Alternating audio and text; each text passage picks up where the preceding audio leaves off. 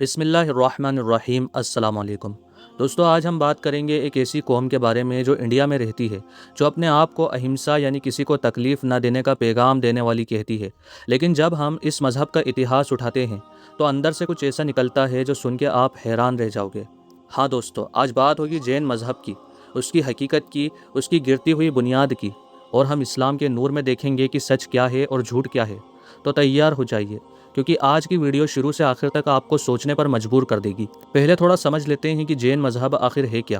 दोस्तों, जैन मज़हब, जिसे जैनिज़्म कहते हैं, इंडिया का एक बहुत पुराना मज़हब है। इसके मानने वाले अपने आप को जैन इसलिए कहते हैं क्योंकि वो जिना के रास्ते पर चलते हैं। जिना का मतलब होता है वो शख्स जो अपने नफ्स यानी ख्वाहिशात पर काबू पाले। इनके मज़हब में 24 तीर्थंकर होते हैं, यानी 24 पाक हस्ती, यानी वो लोग जो मुक्ति के रास्ते को खोल देते हैं। इनमें सबसे आखिरी और सबसे मशहूर है महावीर स्वामी, जिन्हें ये लोग अपना असली बानी यानी कि फाउंडर मानते हैं या फिर अपना पैगंबर मानते हैं।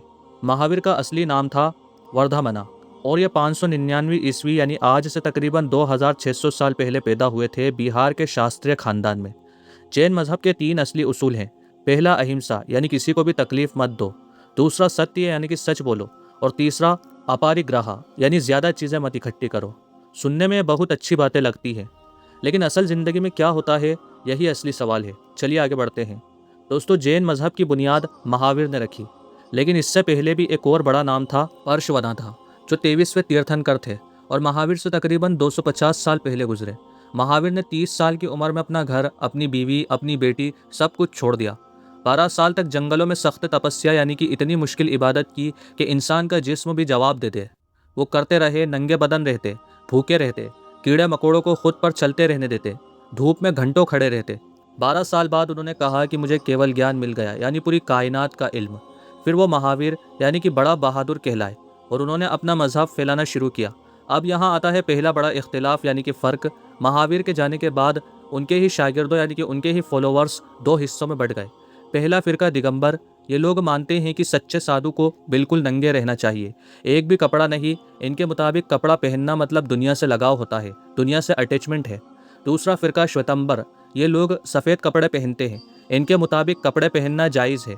ये दो फ़िरके आज भी आपस में एक दूसरे को गलत कहते हैं और इनका इख्तिलाफ 2000 साल से ज़्यादा पुराना है।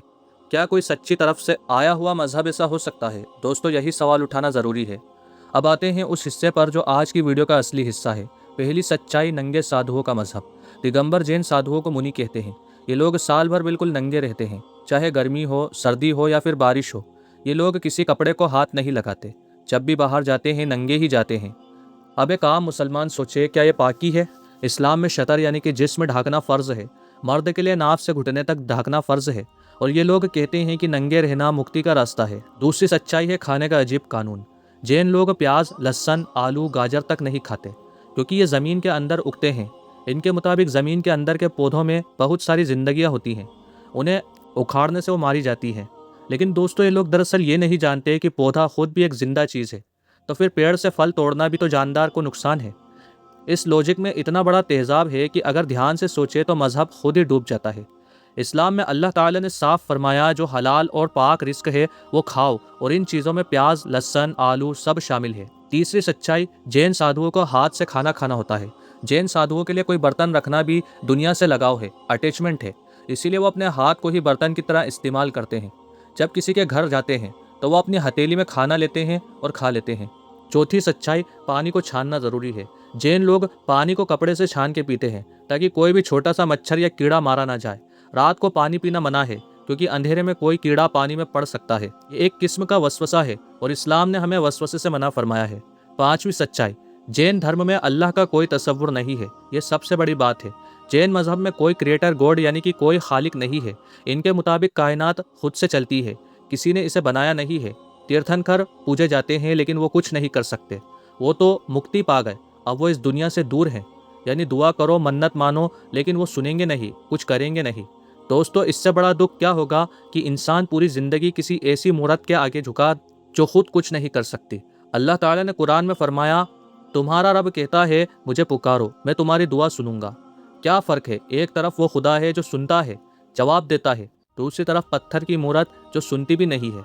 अब आते हैं एक ऐसी बात पर जो बहुत कम लोग जानते हैं, और ये सच में हैरान कर देने वाली बात है।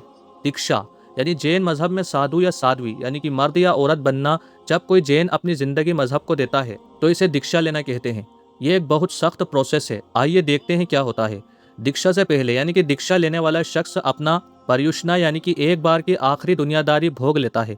कुछ लोग एक बड़े जश्न का आयोजन करते हैं जिसमें हजारों लोग शामिल होते हैं। दिन भर खाना पीना होता है। यह आखिरी बार होता है जब वो ये सब कर सकता है। जब आदमी या औरत दीक्षा लेते हैं तो केश लोचन यानी कि अपने हाथों से अपने सर के बालों को उठाते हुए नोचना होता है। नाई का कोई इस्तेमाल नहीं होता, रेजर नहीं होती, कैंची का इस्तेमाल नहीं कर सकते।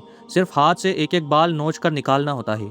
ये इतना दर्दनाक होता है कि लोग रोने लगते हैं, लेकिन ये इस मजहब में तपस्या माना जाता है। मर्द संन्यास लेने के बाद एक भी कपड़ा नहीं पहनते, कभी नहीं। जिंदगी भर बिना कपड़ों के रहते हैं, बिल्कुल अकेला रहते हैं। अपने माँ बाप, भाई बहन, बीवी बच्चे सबसे ताल्लुक ख़त्म करना पड़ता है। उन्हें छूना भी मना है। एक जगह रहना मना है। साधु एक जगह 3-4 दिन से ज़्यादा नहीं रह सकते। वो हमेशा चलते रहते हैं, चाहे गर्मी हो या सर्दी हो। पाँव में चप्पल तक नहीं होती, क्योंकि चप्पल में चमड़ा होता है और चमड़ा जानवर की खाल है। कोई गड्ढा नहीं, कोई तकिया नहीं, सिर्फ ज़मीन पर सोना होता है। कोई बर्तन नहीं, सिर्फ अपनी हथेली पर लेकर खाना खाना होता है। सूरज ढलने के बाद कुछ भी हाथ में नहीं आता, ना पानी, और ना पानी की एक बूंद भी इस्तेमाल करते हैं। किसी भी चीज़ को हाथ नहीं लगाते। पैसा, मोबाइल, गाड़ी सब हराम है। जैन साधुओं के हाथ में एक रजो हराना यानी कि छोटी सी झाड़ू जैसी चीज़ होती है, ताकि जब भी कुछ बैठे तो पहले ज़मीन साफ कर ले, कोई कीड़ा मर ना जाए। टूथब्रश का इस्तेमाल भी मना है। नीम की डाली भी नहीं, क्योंकि उसमें भी कीड़े हो सकते हैं। सिर्फ थोड़ा पानी कुछ मुंह में लेके कुल्ला कर सकते हैं। दोस्तों, ये सुन के आप सोच रहे होंगे कि ये इंसान ने खुद अपनी ज़िंदगी पर इतना जुल्म क्यों किया।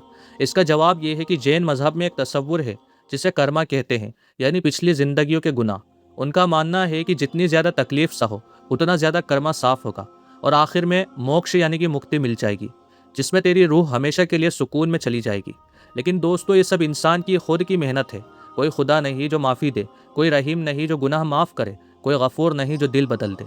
इस्लाम कहता है, कह दो ए मेरे बंदो जो अपनी जानों पर जुल्म कर चुके हैं, अल्लाह की रहमत से नाउमीद मत हो, अल्लाह सब गुनाह माफ़ कर देता है। क्या फ़र्क है, एक तरफ ज़िंदगी भर का अजाब, दूसरी तरफ एक सच्चे दिल से माफ़ी मांगो और अल्लाह माफ़ कर दे। दोस्तों, जैन मजहब में कोई क्रिएटर गॉड नहीं है, यानी कि कोई कायनात को बनाने वाला नहीं है। कायनात खुद चलती है, जबकि इस्लाम में अल्लाह ताला हर चीज़ का खालिक है। जैन मजहब में अपने कर्मा ख़त्म करो, खुद मुक्ति पाओ। इस्लाम में अल्लाह की इबादत करो, उसकी रहमत से जन्नत पाओ। ये सब अल्लाह का फजल है। जैन मजहब में जितना दर्द सहो उतना अच्छा है। इस्लाम में अल्लाह ने दीन को आसान बनाया। अल्लाह तुम्हारे लिए आसानी चाहता है, मुश्किल नहीं। जैन मजहब में अपने कर्मों को खुद काट करो, सालों की तकलीफ से। इस्लाम में सच्ची तौबा करो, अल्लाह गफूर और रहीम है, वो माफ़ करता है। जैन मजहब में अगर कर्मा ख़त्म ना हुआ हो तो फिर से इस दुनिया में वापस आओ, नया जन्म लो। इस्लाम में मरने के बाद आखिरत है, जन्नत या जहन्नम है, कोई दोबारा दुनिया में वापस नहीं आता। दोस्तों, एक और चीज़ बतानी थी जो बहुत ज़रूरी है। जैन मजहब में एक चीज़ है जिसे संत हरा या सल्ले खाना कहते हैं, यानी खुद भूखा रह के जान देना। यह एक ऐसा साधु या साधक के लिए है जो ये समझे कि अब उसकी ज़िंदगी का मकसद पूरा हो गया, तो वो धीरे धीरे खाना पीना बंद कर देता है। दोस्तों, इस्लाम में खुदकुशी हराम है। नबी करीम सल्लल्लाहु अलैहि वसल्लम ने फरमाया, जो शख्स अपने आप को किसी चीज़ से कत्ल करे, क़यामत के दिन उसी चीज़ से अजाब दिया जाएगा। ज़िंदगी अल्लाह की अमानत है, इसे ख़त्म करना इंसान का इख्तियार नहीं है।